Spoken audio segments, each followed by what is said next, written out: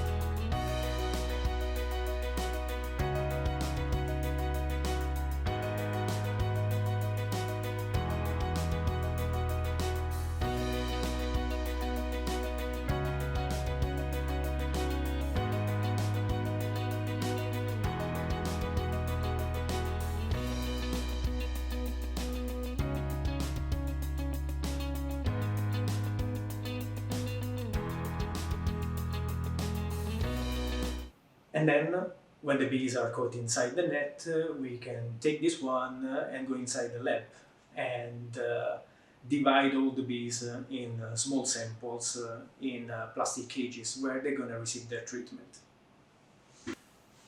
To get the larva samples, a little bit more work needs to be done. First of all, we need to find the queen bee inside of the hive and then put her on an empty frame, which is something like this.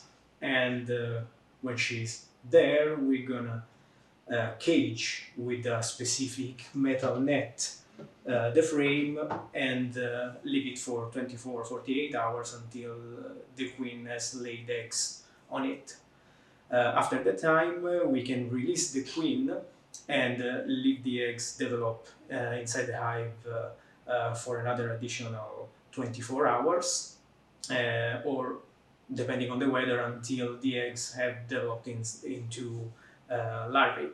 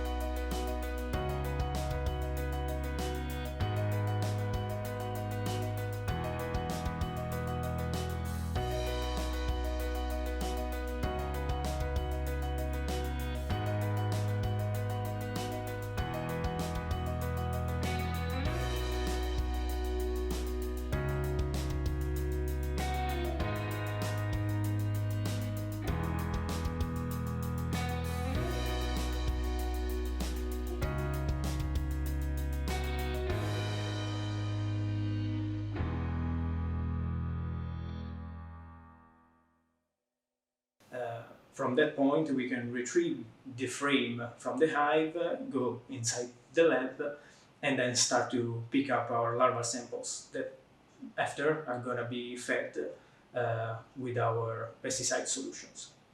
From the starting of the tests, which coincide with the first feeding of our samples, we're going to record every 24 hours the mortality of the bees, which is a ratio between the dead bees and the total bees inside the samples. And at the end of the test, we can get from that what is called the LD50, so the lethal dose that kills 50% of my sample.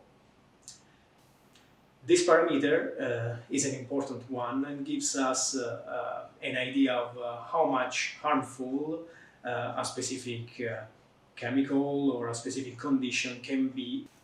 For the whole duration of the test, we need to keep our samples at a certain temperature and a certain humidity percentage, and to do that we use very precise incubators.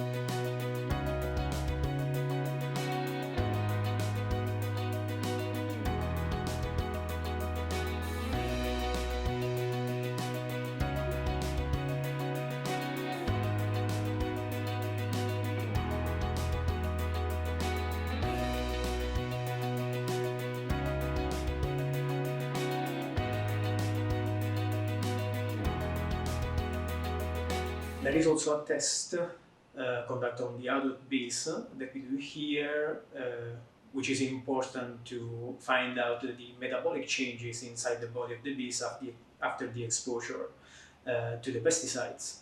And it's through the extraction of the haemolymph from the alive bees, which is maybe not the most friendly way to have insights of their conditions, but it's really, really important to have an idea of the molecular changes that are going into the body of the bees caused by the exposure to pesticides.